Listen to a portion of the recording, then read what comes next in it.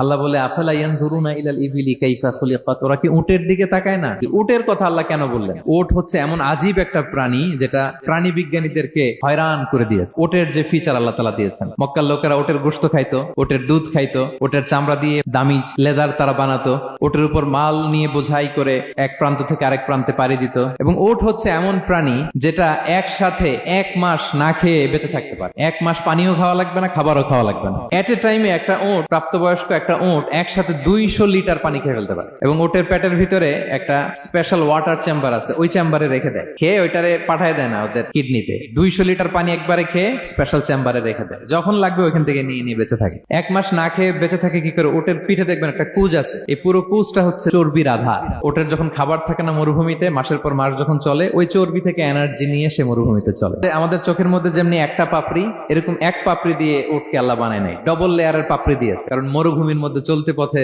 লু হাওয়া থাকবে, মরুভূমির সাইমুম, বালুর ঝড়, এই ঝড় মোকাবেলার জন্য, লু হাওয়া মোকাবেলার জন্য ডবল লেয়ারের চোখের পর্দা। একটা পর্দা ফেলে রাখে, আর একটা খুলে সে হাঁটতে থাকে, তার কিছুই হয় না। সুবহানাল্লাহ। এবং মরুভূমির মধ্যে যে ক্যাকটাস আছে, গুলমলতা, বড় বড় কাঁটা জাতীয় গাছ, যেই কাঁটা পৃথিবীর কোনো প্রাণী খেতে পারবে না, কিন্তু একটা উট অনায়াসে খেয়ে ফেলতে পারে।